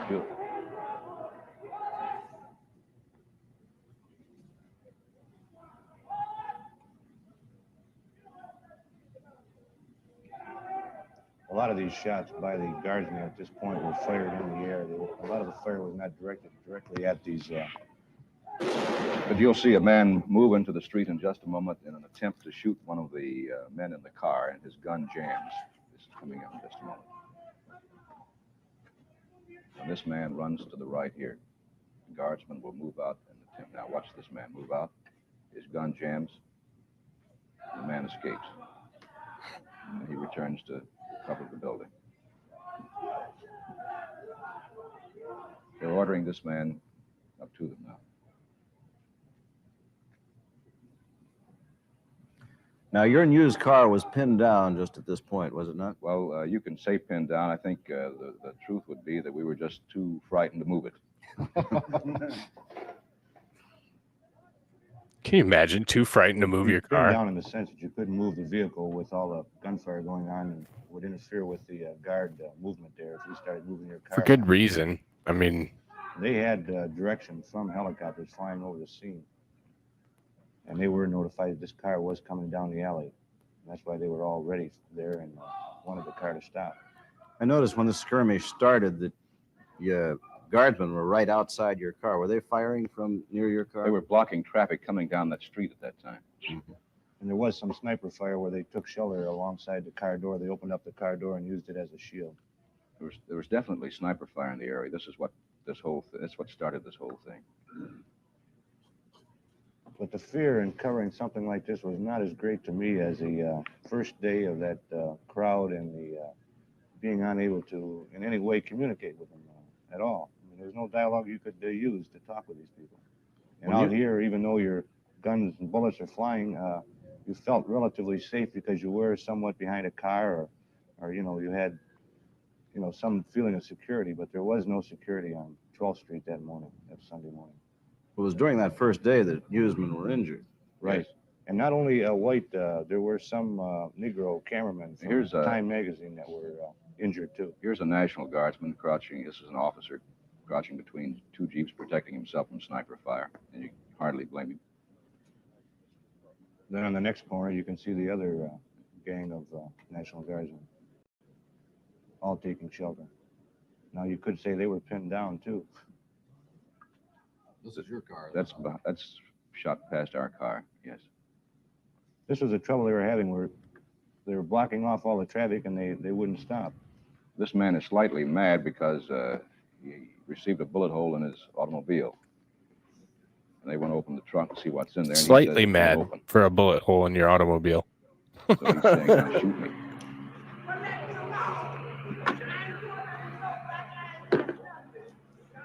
I would be slightly mad as well. You can see by this, they have no fear of the gun, the weapons they were just shot at, yet they're still arguing with these guardsmen. And then when it became apparent that there the guardsmen felt there was something in that trunk. You can see here that all of a sudden they feel like maybe there's somebody in there, and there's this tenseness again. And at this point, the word came over the radio that they were to move out the National Guard and they were going to bring tanks in. And I believe this vehicle was left there. And you can see the troops getting ready to move out. Here's a helicopter overhead here. There was a few more shots in the distance, which kept them down for another 5 or 10 minutes before they all pulled out. And we shortly thereafter went up in a helicopter, and I'd say an hour later when we got over the area, all was quiet, everything was normal, traffic was moving on the street as if nothing had happened. But the desolation below is But the desolation, sure. But the street had been cleaned by now. You can see this is after the cleanup.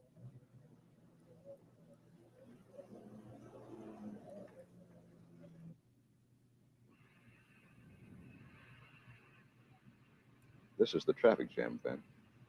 That's right. And the governor, by the end of the fifth day, was encouraged to lift the curfew, but this traffic jam, sightseers, caused him to change his mind and take further action.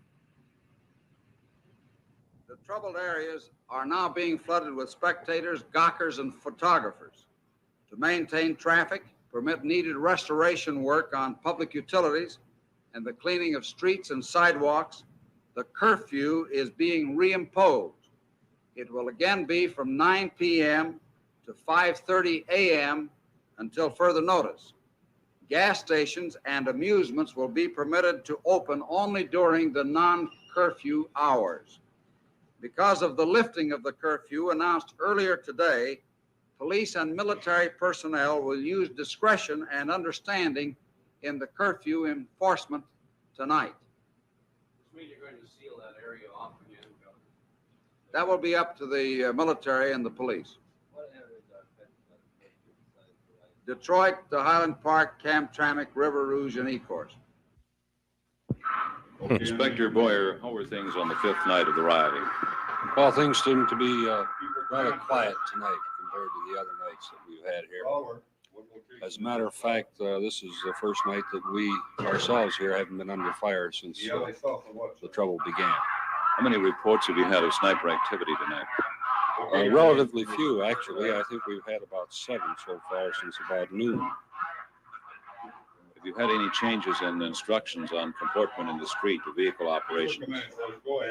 We haven't ourselves. However, the National Guard have been ordered to drive with the lights on their vehicles tonight, and there are a lot more of the street lights on now than there have been on previous evenings.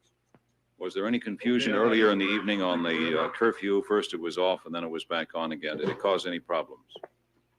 Yes, there was a little confusion about it, but and it caused some traffic problems, traffic jams from sightseers. But other than that, everything went rather smoothly. Does it look like the worst is over? Well, we hope so. Now let's look at Friday, the 6th day of the Detroit riot. This used to be the Superior Beauty and Barber Supply Company on 12th Street. The popping you hear in the background is not gunfire. It's probably caused by exploding cans or bottles in the building. I believe Larry Wardrop, you were on this one. Yes, I was. These flames, as you see later on in the picture, are unbelievable. I was glad the tanks were there so we could get. It was just unbelievable. I mean, unbelievable is the right word. It's just mesmerizing how crazy Between Hazelwood things and got. Taylor. They thought they had sniper activity earlier in the morning. This was about 5:45 in the morning. The fire broke out about 5:30. They believed the sniper had started it. We had a little trouble getting into the area. They had blocked it off again because of the sniper activity. The firefighters had tried 3 times to get into the area and were stopped by snipers. And what do the guardsmen tell us when we move in? Don't go in there if you don't want to get killed. You have snipers in the vicinity. Even after all of that, the firemen did a great job. The building was practically destroyed by the time they got there. Not so much with that, but immediately behind here, behind 12th Street, is a nice, big residential area. Here we see some more of the sightseers. And the firemen went behind the alley there and saved the complete residential area from another Holocaust. That fire was more or less the last dying gasp of the riot, was it not? That was the last big one. These are some of the hungry and the homeless riot. Estimates of the homeless run as high as 5,000. The president has already offered food. Without any food in the house. On Lehman. What about your home? Oh, my house is pretty fair. No damage to the house. Just no food. Thank you. You're welcome. What about you people?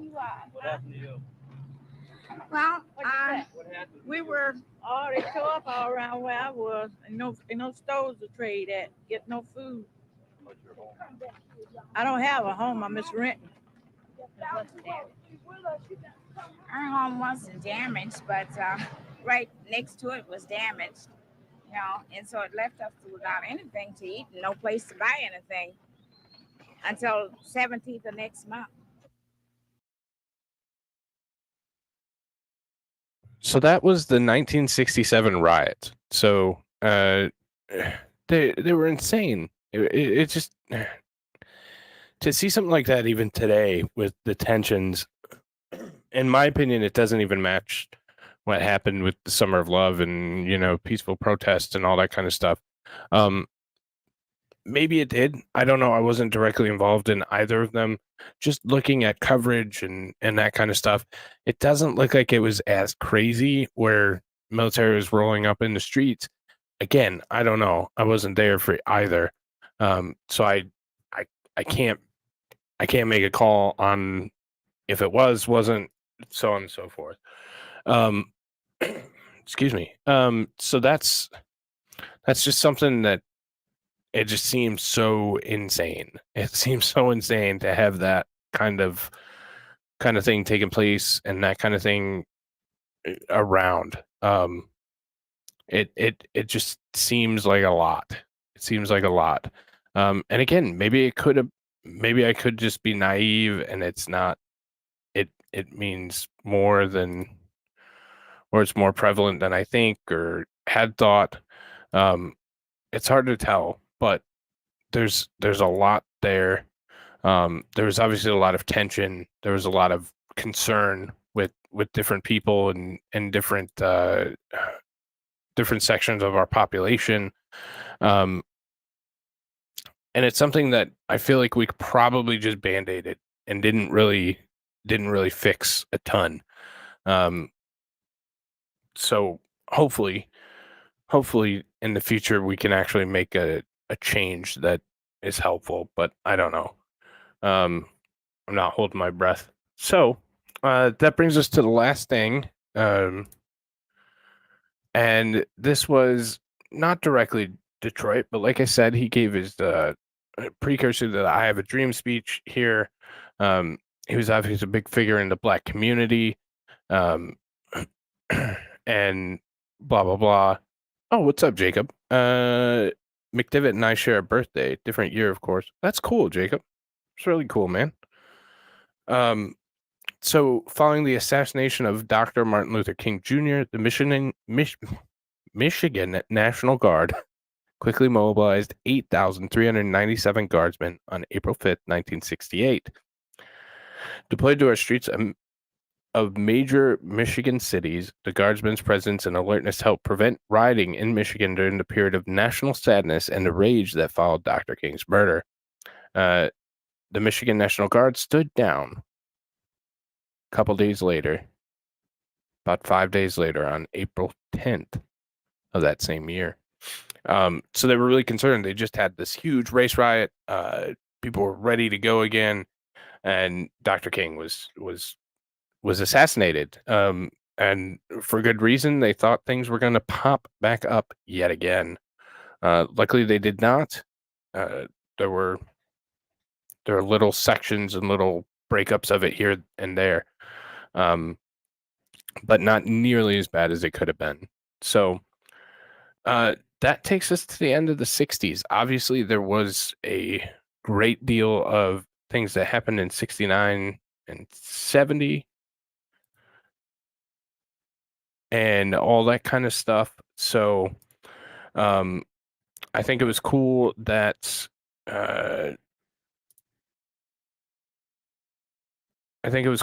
we got to witness the 60s and everything that they have to go, so on and so forth.